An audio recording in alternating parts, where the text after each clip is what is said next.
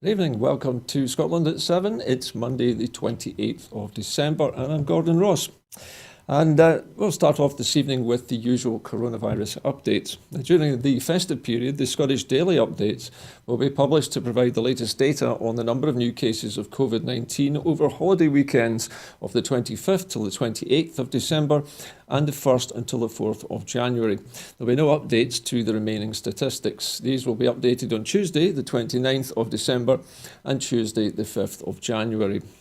There are now 967 new confirmed cases of COVID-19 reported as of 2 o'clock today.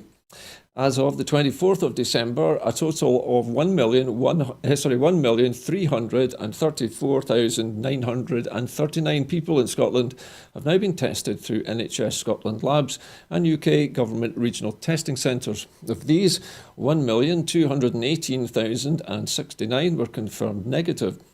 116,870 were positive. There were 43 new reported deaths of people who had tested positive. Now, this will be an underestimate of the number of cases. Not everyone with the virus will display the symptoms, and not all those with the symptoms will be tested. The number of patients in Scotland who have died from complications caused by the coronavirus COVID-19 infection now stands at 4,416. This number only includes those who have died in hospital having received a positive test for the virus.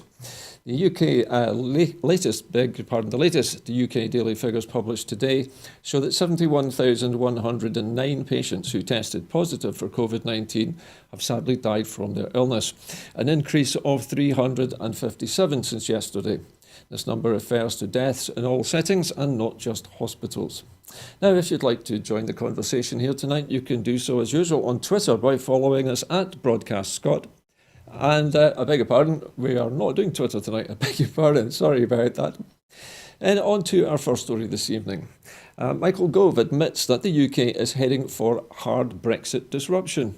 The UK has said that the Tory government is willfully damaging the economy at the worst possible time with its extreme Brexit deal, as Michael Gove admits that businesses will face disruption and millions of people will see EU benefits being stripped away from the 1st of January.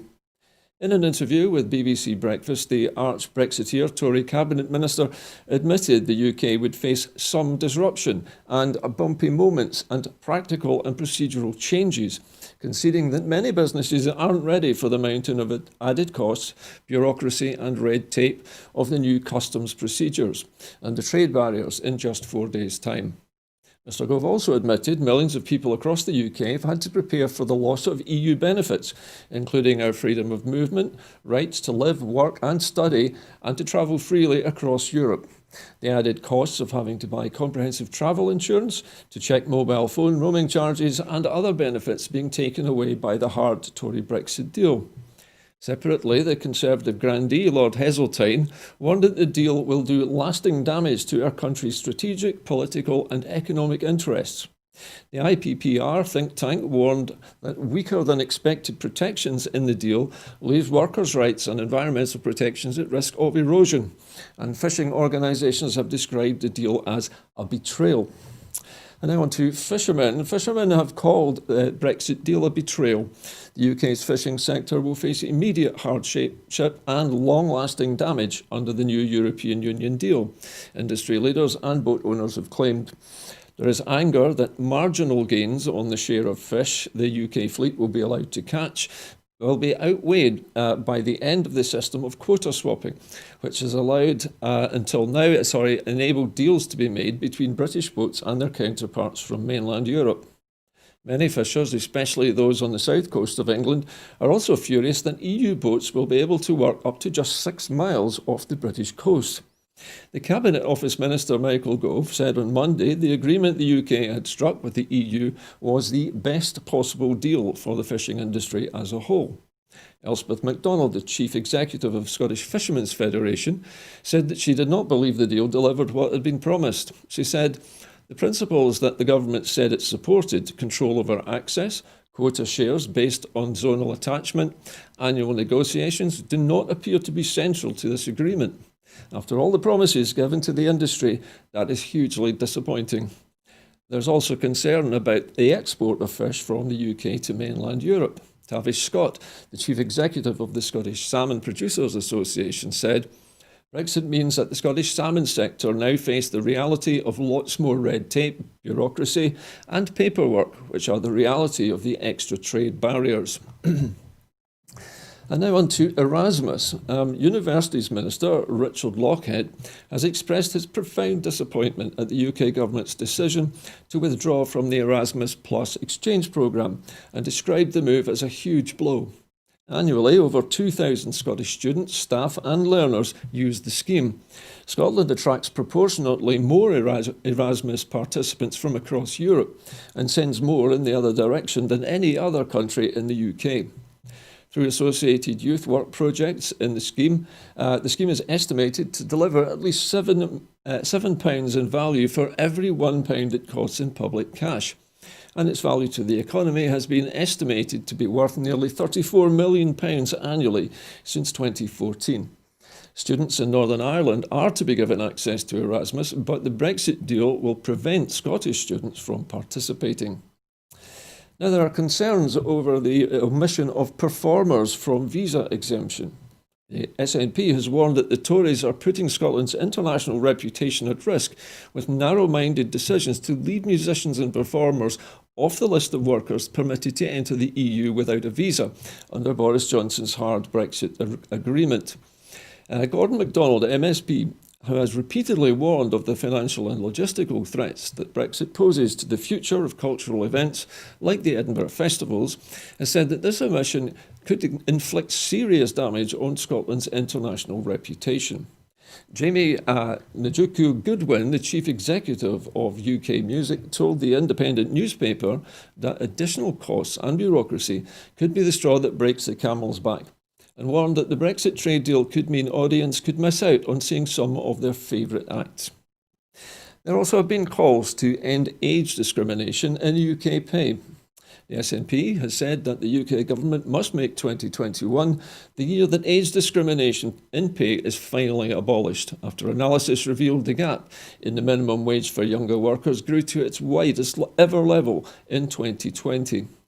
Research from the House of Commons Library has revealed that the gap between the highest and lowest age band rates has grown almost every year since the minimum wage was introduced, widening from 12.5% in 2000 to 91.6% this year. The minimum wage for those aged 25 and over is currently £8.72. For 21 to 24-year-olds, it is £8.20, and for 18 to 20-year-olds, it is only £6.45. And for 16 to 17-year-olds, it is just £4.55. The rate is even lower for apprentices, who get just £4.15 an hour. The Low Pay Commission estimates that there are 2 million workers paid at or below the minimum wage in April 2019, around 7% of all UK workers. Nearly half, 48% of these jobs, are in retail, hospitality, cleaning and maintenance occupations. The SNP has led the campaign to introduce a real living wage for all workers, currently £9.50 across the UK. Employment law remains reserved to Westminster after the Tories and Labour worked together to block devolution under the 2016 Scotland Act. While the powers remain reserved, the SNP government's living wage accreditation scheme has ensured that 1,892 employers now pay at least the real living wage in Scotland.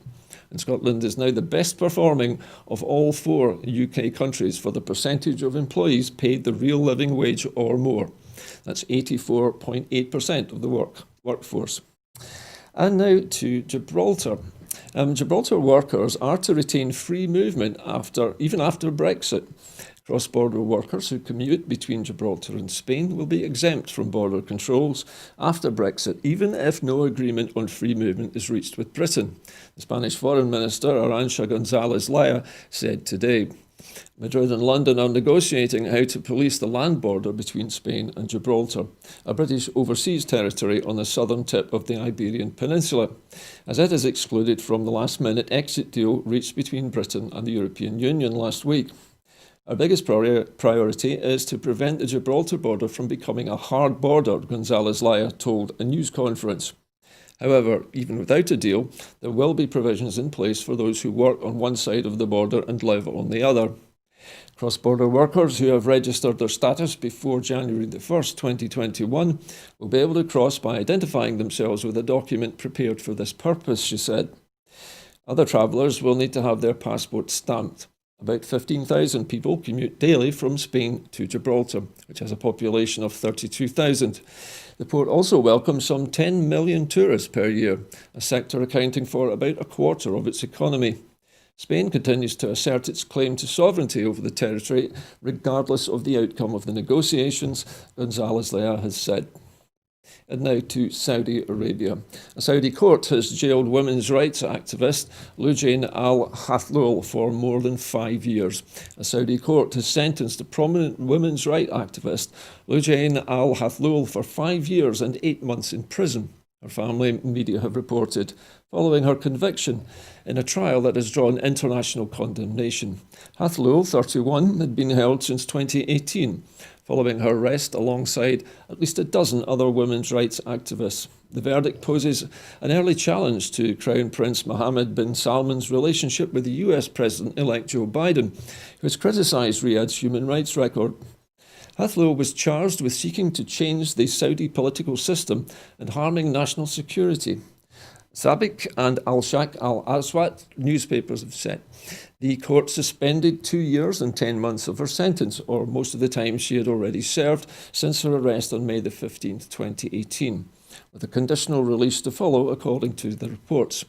She could therefore be released around the end of February 2021, with the threat of being returned to prison if she is accused of any further crimes.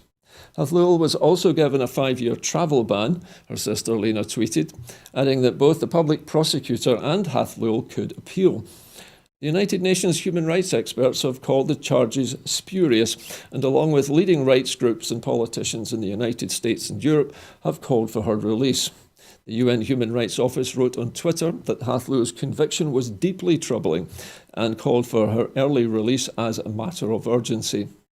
Rights groups and her family say that Hathloul, who had championed women's rights to drive and the ending of the kingdom's male guardian system, was subjected to abuse, including electric shocks, waterboarding, flogging and sexual assault. The Saudi authorities have denied the charges.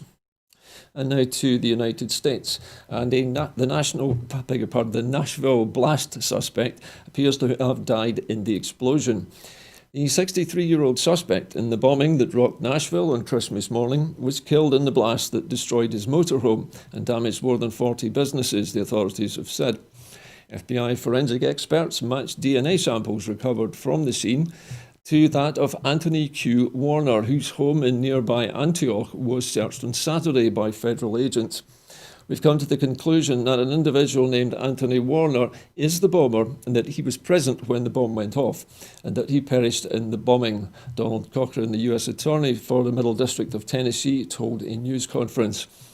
Officials said it was too early in the investigation to discuss the subject's motives. As investigators followed up on hundreds of tips from members of the public, they searched Warner's home on Saturday and visited the Nashville real estate agency where he had worked on computers. And now to home, and the public is urged not to delay tests if they are symptomatic. Anyone with COVID-19 symptoms should not put off getting tested because of the holiday period, the National Clinical Director, Professor Jason Leach, said today. Testing centres are open as normal today and every day throughout the New Year holiday, and it is essential that people with symptoms do not delay getting a test. Delaying testing will hamper efforts to tackle the new variant of the virus, which can spread far more quickly and easily. And now, to round out the programme this evening, just a reminder to you that, of course, Broadcasting Scotland is currently running a major crowdfunding exercise. So far, you and many other people have raised over £16,000 for Broadcasting Scotland, and we're aiming to get to £30,000 by the new year.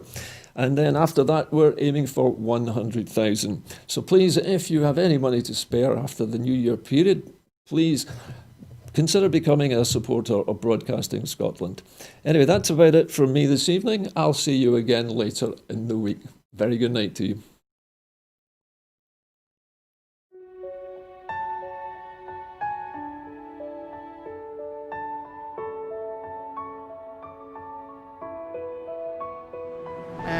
The Catalans, the Basques, the Galicians in the Basque.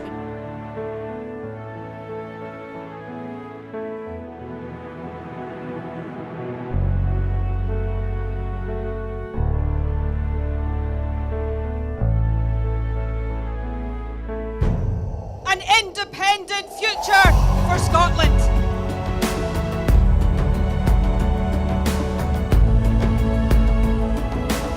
How quickly do you think a referendum can be arranged? Best practice demands that it should be 6 months.